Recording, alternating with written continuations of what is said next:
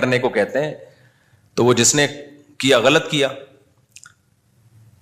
تو وہ اسی پر ایک اور واقعہ آج ایک ڈاکٹر صاحب نے سنایا.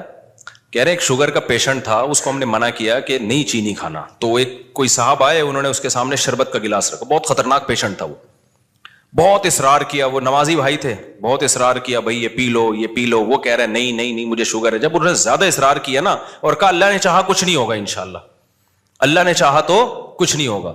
دیکھو صحابہ کرام کا اللہ پہ توکل تھا, انہوں نے دریا میں گھوڑے دوڑا دیے. انہوں نے, یہ بہت اہم واقعہ ہے, اس کو بڑا سبق ملے گا اس سے انشاءاللہ آپ کو, خاص طور پہ دینداروں کے لیے سمجھنے کی چیز ہے.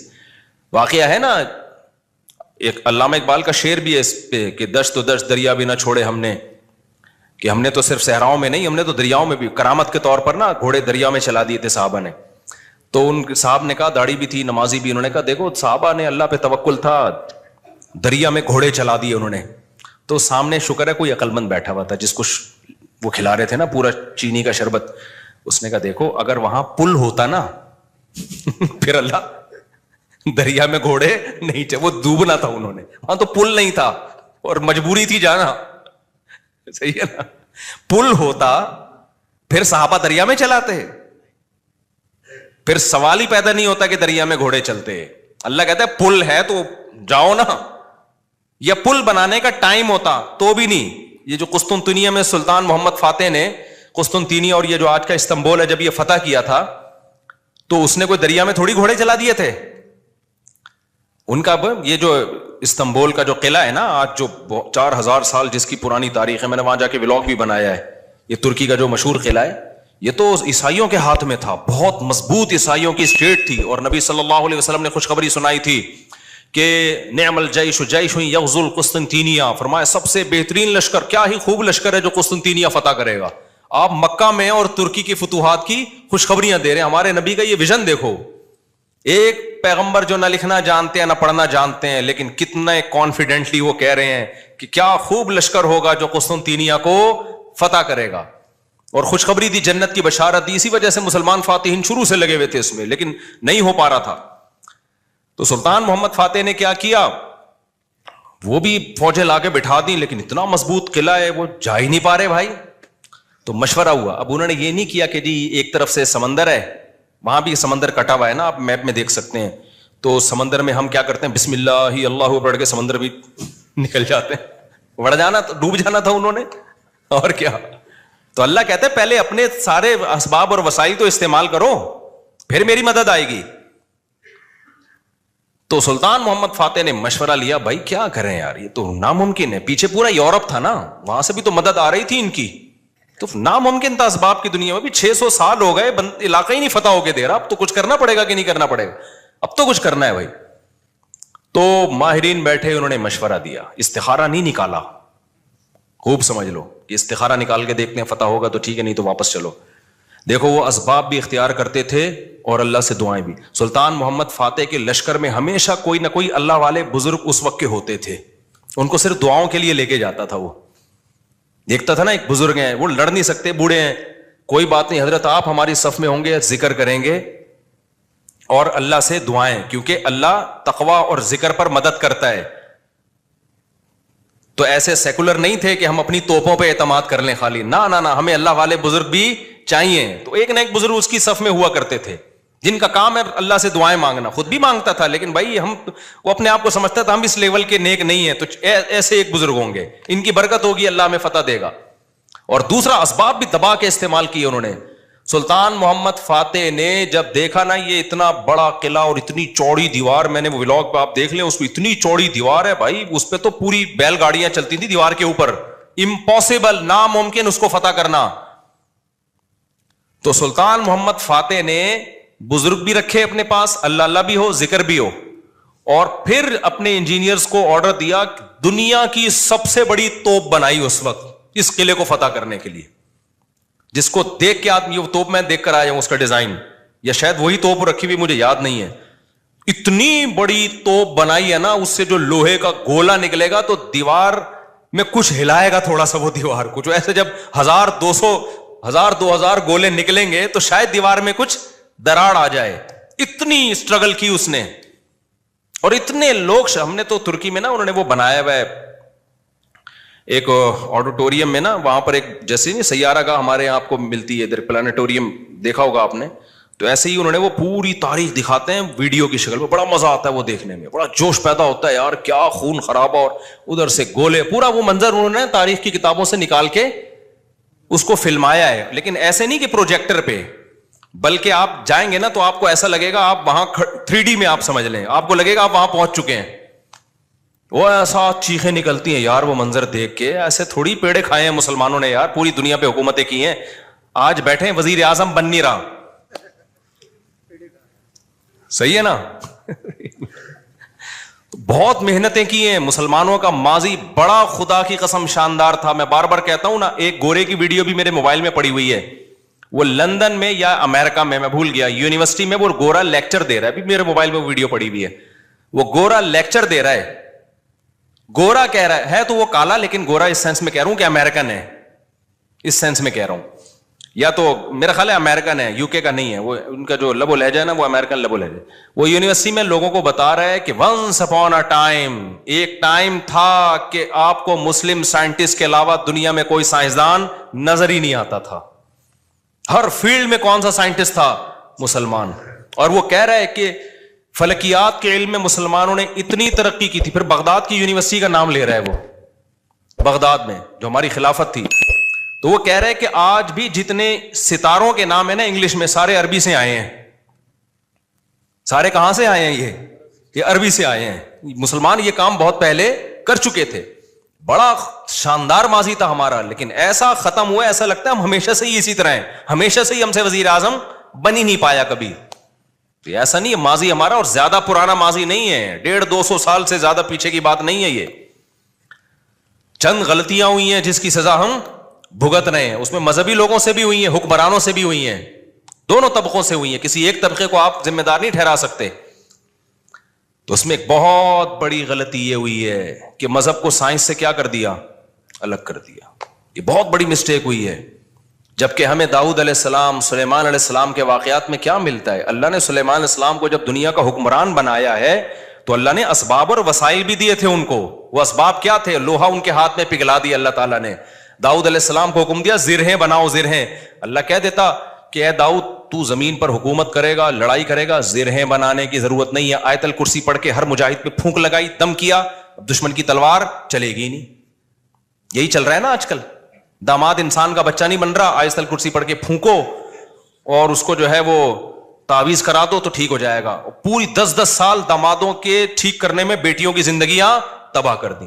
قرآن کیا کہتا ہے؟ ان خفتم اللہ یقیما حدود اللہ, حدود اللہ پہ قائم نہیں رہ سکتے بھائی, خلا لینے کی کوشش کرو اس پاگل سے. 2-3 موقع دے دیے ٹھیک ہونے کے, ہو گیا ٹھیک ہے, نہیں تو اگر برائی اس قابل ہے کہ برداشت کے قابل ہے تو برداشت کرو, بلا وجہ گھر نہیں توڑنا چاہیے. بالکل برداشت کے قابل نہیں ہے, جان چھڑاؤ بھائی اس آدمی سے. نہ میں نہ جانتا ہوں نا ایسے لوگوں کو, 30 سال ہو گئے کہ نہیں جی اللہ کے ہاتھ میں دل ہیں, اللہ جب چاہے گا میرے داماد کا دل چینج کر دے گا. اس امید پہ 30 سال گزار دیے اور بیٹی پاگل ہو گئی. میں نے کہا 30 سال کے بعد آپ آ رہے ہو کہ خلا لینا ہے؟ کہہ رہے ہیں بھائی وہ اللہ کے ہاتھ میں دل ہے. تو میں نے کہا اللہ کے ہاتھ میں ہے, لیکن اللہ نے کہا کہ میں گھماؤں گا. ہم کب کہہ رہے ہیں کہ اللہ کے ہاتھ میں نہیں ہے؟ اگر ہمیں پتا ہوتا کہ اگلے سال اللہ آپ کے داماد کو ٹھیک کر دیتا, میں کہتا چلو 1 سال اور انتظار کر لو. اللہ کے ہاتھ میں ہے, لیکن گھمائے گا کہ نہیں گھمائے گا یہ اللہ نے نہیں بتایا. بلکہ اللہ نے جو بتایا ہے, انک لا تہدی من احببت, آپ اس کو ہدایت نہیں دے سکتے جس سے آپ محبت کرتے ہو. یہ تو حضرت ابو طالب کے بارے میں نازل ہوئی ہے کہ نبی کے چچا ایمان نہیں لائے تو نبی غمزدہ تھے. اللہ نے فرمایا کہ آپ جس سے محبت ہے ہدایت نہیں ملے گی, اس کو ملے گی جس کو اللہ چاہے گا. اور چاہے گا کس کو؟ جو خود چاہے گا. یہ بھی قرآن کہتا ہے جو خود چاہے گا اسی کو ملے گی, جو خود نہیں چاہے گا تو بھائی چاہے نبی کا چچا بھی ہو نہیں ملے گی. تو میں نے کہا بھائی نبی کے چچا کو نہیں ملی ہدایت, آپ کے داماد آپ کے نبی سے بھی آگے ہو, تو ہم تو گراؤنڈ ریئلٹی کو دیکھ کر فیصلہ کریں گے. 1 سال بہت ہوتا ہے کسی کو تجربے میں. اب انسان کا بچہ نہیں بن رہا, نہ نان نفقہ دے رہا ہے, وہ بے تحاشا مارتا پیٹتا ہے, ٹارچر ذہنی کر کے اس کو بیچاری کی زندگی بیڑا غرق ہو گیا اس. میں نے کہا خود ہی مر جائے گا, تھوڑے دنوں میں خلا کے تکلف کی ضرورت کیا ہے, طلاق لینے کی کیا ضرورت ہے اس سے. اسلام جو ہے نا وہ دقیانوسی نہیں سکھاتا میرے بھائی. مسلمانوں نے ایسے ہی نہیں دنیا پہ حکومتیں کر لی ہیں. داؤد علیہ السلام کو اللہ نے, داؤد علیہ السلام قرآن کہتے ہیں نا پوری دنیا پہ داؤد علیہ السلام نے, پوری دنیا نہ بھی ہو, دنیا کے ایک بہت بڑے حصے پر جو حکومت کی ہے, تو قرآن کیا بتاتا ہے کیسے کی حکومت, کیسے کی حکومت, بھونکے لگا لگا کے کی. قرآن ان کی عبادت کا بھی تذکرہ کرتا ہے, دن میں روزہ رکھتے تھے, راتوں کو تہجد پڑھتے تھے, اس کا بھی تذکرہ کرتا ہے, یہ بھی ضروری ہے. ورنہ ایک سیکولر فوج میں, مجاہدین میں اور ایک مذہبی لوگوں میں کوئی فرق نہیں رہے گا. اللہ کہتے ہیں جب تم اللہ کی راہ میں لڑو گے کثرت سے اللہ کا ذکر کرو, کیونکہ تم لڑ رہے ہو اللہ کی مدد پہ, تو اللہ کو یاد بھی تو رکھو نا, لیکن ساتھ ساتھ اسباب اور وسائل بھی خاندانی طریقے سے استعمال کرنے ہیں.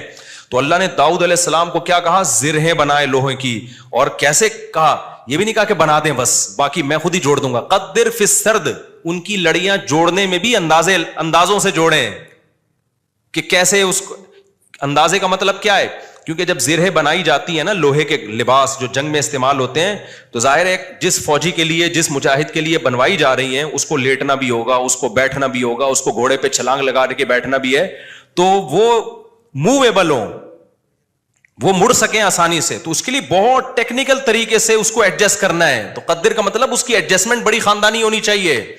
نہیں آئی میرا خیال ہے بات سمجھ میں. یہ بھی نہیں کہا کہ اللہ میاں نے کہ زرہیں بنانے رسی سے جوڑ لینا, یہ ایک تار نہیں ہوتی جو الیکٹریشین کے پاس ہوتی ہے, یہ والی تار سے یوں کرنا. ہمارے یہاں جگاڑو کام ہو رہے ہوتے ہیں کہ نہیں ہو رہے؟ جاپان میں جگاڑو کام نہیں ہوتے. ہمارے ہر کام کیا ہے, کمپیوٹر کو بھی ٹھنڈا کر رہے ہیں پنکھے پہ نہ آگے. میں نے نیٹ پہ ایک ویڈیو دیکھی ہے, سسٹم کو ٹھنڈا کرنے کے لیے ایک الگ سے پنکھا چلایا ہوا ہے جو کمپیوٹر کو کم اور آپ کو زیادہ ٹھنڈا کر رہا ہے, منہ پہ ہوا آ رہی ہے ڈائریکٹ اس کی. خیر, تو قدر فی السرد, مینجمنٹ اسلام کا ایک حکم ہے, صفوں کو سیدھا کرنے کا حکم ہے یا نہیں ہے؟ اللہ میاں کہتے ہیں نماز پڑھنے آؤ, تھوڑے بہت آگے پیچھے ہو گئے کوئی مسئلہ نہیں ہے یار, قبول کرنے والا کون ہے؟ اللہ ہے, کر لے گا. نہ اتنی بھائی جب کھڑے ہو سیدھے تو پھر سیدھے ہونے چاہیے, ذرا سا بھی پیٹ آگے نکلا ہوا نہ ہو, سینہ آگے نکلا ہوا نہ ہو. نبی صلی اللہ علیہ وسلم اقامت کے بعد کیسے صفوں کو سیدھا کرتے تھے؟ مینجمنٹ آج دیندار لوگوں میں ختم, سارے باتیں الٹی ہو رہی ہیں, اللاجیکل باتیں کروا لو. کورونا میں تو دماغ پی گئے تھے لوگ ہمارا, جب کووڈ پہ ہم نے کہا نا ڈاکٹر کہہ رہے فاصلہ رکھو تو رکھ لو فاصلہ. ہر آدمی بھائی توکل کے چکر میں کورونا والا آدمی منہ پہ جا کے چھینک رہا ہے لوگوں کے. یہ کون سا اسلام ہے بھائی؟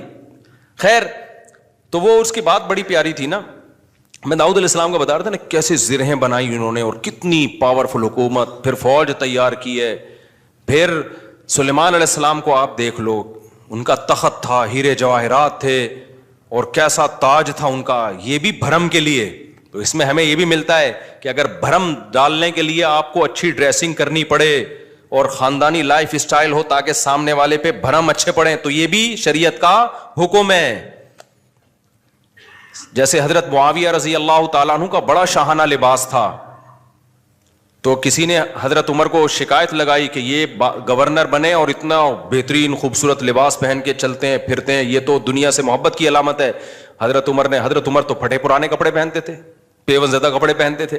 تو حضرت عمر نے خط لکھا, بھائی یہ کیا شکایت ہے؟ حضرت معاویہ نے فرمایا یا رسول اللہ, میں جن لوگوں پہ حکومت کر رہا ہوں, یا امیر المومنین, میں جن لوگوں پہ حکومت کر رہا ہوں نا, ان کی نظر میں مفہوم بیان کر رہا ہوں, ان کی نظر میں لباس کی بڑی ویلیو ہے, یہ مجھے ویلیو نہیں دیں گے اگر میں غریبوں والا لباس پہن کے گھوموں. تو یہ سیاست تھی ان کی, اور یہ حقیقت ہے کہ آپ کا سب سے پہلا امپریشن کس کا پڑتا ہے؟ آپ لباس کا پڑتا ہے. آپ کے لائف اٹھنے بیٹھنے کا اسٹائل کیا ہے آپ کا, وہی آپ کے کپڑے میں 10 قسم کے پیوند لگے ہوئے ہوں, اگلا کہے گا ابے بھائی یہ تو شاید ان کے پاس پیسے ہی نہیں ہے تو ہم سے کیا لڑیں گے یہ, ٹھیک ہے نا. تو لڑائی کے لیے ظاہر حضرت معاویہ کے پاس جب دشمن کے وفود آیا کرتے تھے تو ان کی ڈریسنگ دیکھ کے ان کو اندازہ ہو جاتا تھا بھائی یہ چھوٹے لوگ نہیں ہیں.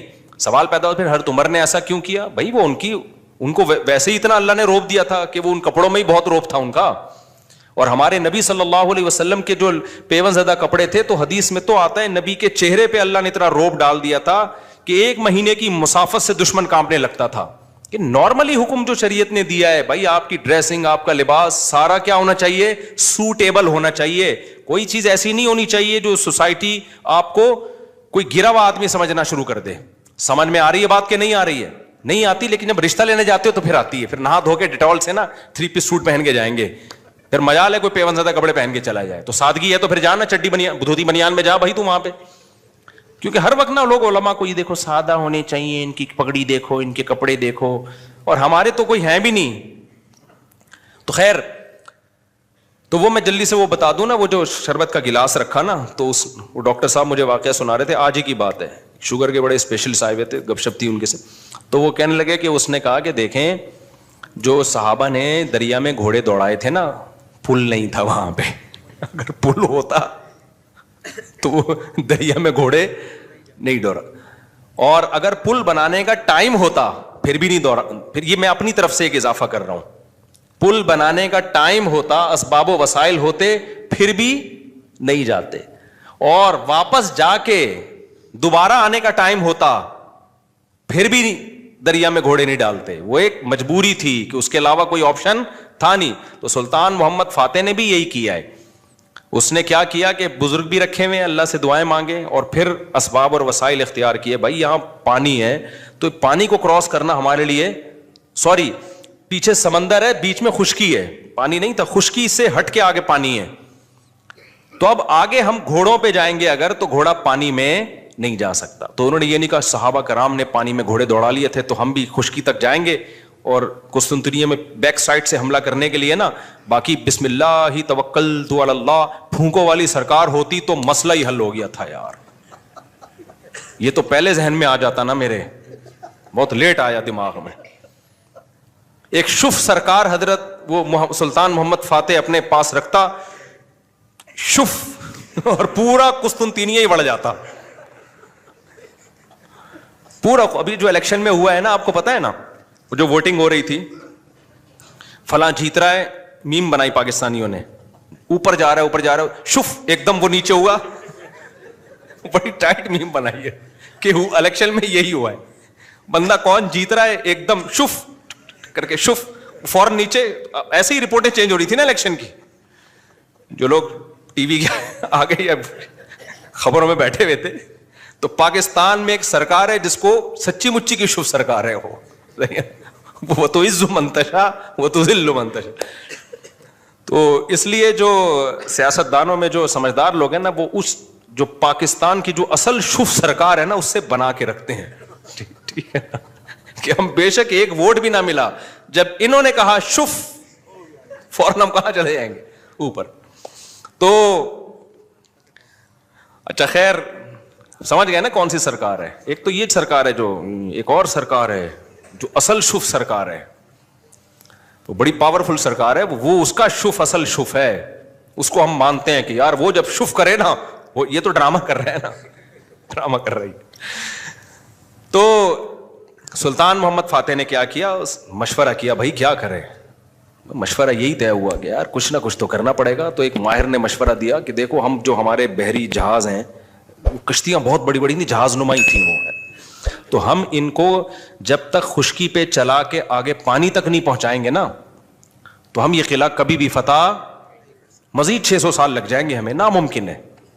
ہمارے پاس اب ایک ہی آپشن ہے, جانیں ضائع ہو رہی ہیں, روز تیر اندازی ہو رہی ہے, لوگ ڈیلی بیسس پہ شہید ہو رہے ہیں, اور پہلے بھی کئی حملے ناکام ہو چکے ہیں, تو اب یہ رسک لینا پڑے گا, آر یا پار. اب یہ بہت مشکل کام تھا. کیوں؟ رات میں لوگ سو رہے ہیں, راتوں رات آپ نے یہ کرنا ہے. اب خشکی پہ کیسے چلائیں بھائی پانی, یعنی اس جہازوں کو؟ تو اس کا طریقہ یہ ہے کہ جتنے جانور ہیں نا, اونٹ, گائے, دمبے, سب ذبح کر دو, اور سب کی چربی کو پگھلا کے زمین پہ ڈال دو. اور یہ صبح صادق سے پہلے پہلے کام کیا ہو جانا چاہیے, ختم. اور اس کے بعد یہ کشتیاں رکھ کے نا, لکڑیاں رکھ کے ان کو دھکے دیں گے, کیونکہ ورنہ کون لے جا سکتا ہے, کیونکہ اگر دھکے دے دے کے تو ناممکن ہے نا خشکی پہ آپ کسی ایک چھوٹی سی لانچ کو دھکا دینے کی کوشش کرو, کوئی بھی نہیں دے سکتا. تو ہوگا یہ, اور دیں گے بھی اتنا ٹائم لگ جائے گا کہ دشمن تو دیکھ لے گا بھائی یہ لوگ تو یہاں سے آئے, تو راتوں رات یہ کام کرنا ہے. کتنا بڑا یہ گوروں نے ہسٹری میں لکھا ہے کہ ایسا کام کیا ہے جس کا تصور نہیں تھا. اتنی محنت خرچ ہوئی ہے اس کے اوپر. کیا موٹی موٹی توند اور موٹے موٹے پیٹ ہوتے اگر اس وقت مسلمانوں کے, اور صبح و شام بریانی اور قورمے کے ڈھکن کھل رہے ہوتے, اور تیجے کے نام پہ, 40ویں کے نام پہ, شب برات کے نام پہ یہ سب چیزیں کھا رہے ہوتے, تو یہ کر لیتے؟ بولتے کیوں نہیں, میں بار بار کہتا ہوں کسی بڑے پیٹ والے کا مذاق اڑانا مقصد نہیں ہے. کچھ لوگوں کا نیچرلی پیٹ بڑا ہوا ہوتا ہے, وہ تو قدرت کی طرف سے, وہ صحابہ میں بھی تھا, بڑے بڑے بزرگوں میں تھا.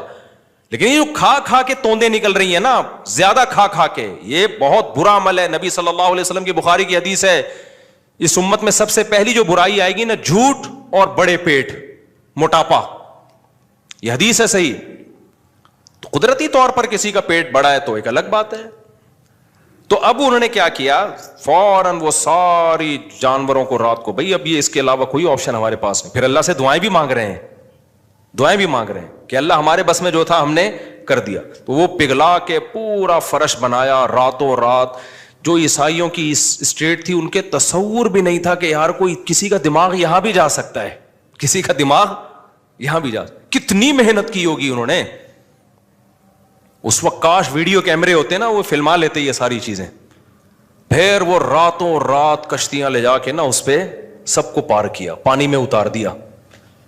صبح صادق سے پہلے وہ بہت بڑی فوج مجاہدین کی وہ پیچھے سمندری جہازوں پہ سوار ہو چکی تھی. صبح صادق سے پہلے یہ کام ہو چکا تھا. اور پھر بیک سائڈ سے نا پانی پہ اترے وہ لوگ, اور پھر انہوں نے حملہ کیا. وہ عیسائیوں کو تو انہوں نے تو آگے دیکھ رہے ہیں نا, وہ ان کو کیا پتا پیچھے سے بھی کوئی حملہ کر سکتا ہے. ادھر سے انہوں نے تیر اندازی کی ہے, ادھر سے پیچھے سے حملہ کیا. وہ تو حیران ہو گئے, یار یہ بندے آئے کہاں سے ہیں یہ لوگ, بیچ میں تو خشکی ہے, اس میں تو جہاز آ ہی نہیں سکتا. یہ اسٹرگل اور یہ محنت کرنی پڑتی ہے بھائی, پھر قومیں بنتی ہیں. وہ زوں سے نہیں بن جاتی خالی قومیں, سمجھ رہے ہو. ابھی چھوڑو یہ, پھر یہ زوں کاٹ دینا یار, یہ ایک میم ہے, پھر وہ اچھا نہیں ہے. تو وہ ہے نا, میں جاپان گیا, زوں, وہ دیکھا ہے آپ لوگ؟ ابے نہیں, آپ لوگ میمز نہیں دیکھتے آپ لوگ, مجھے لگتا ہے. خیر, ہمارے سابق وزیر اعظم کا بیان آیا تھا کہ میں جاپان گیا, زوں آواز آئی, پھر میں جاپان گیا, زوں آواز آئی. تو ایسے بنتی ہیں قومیں, زوں.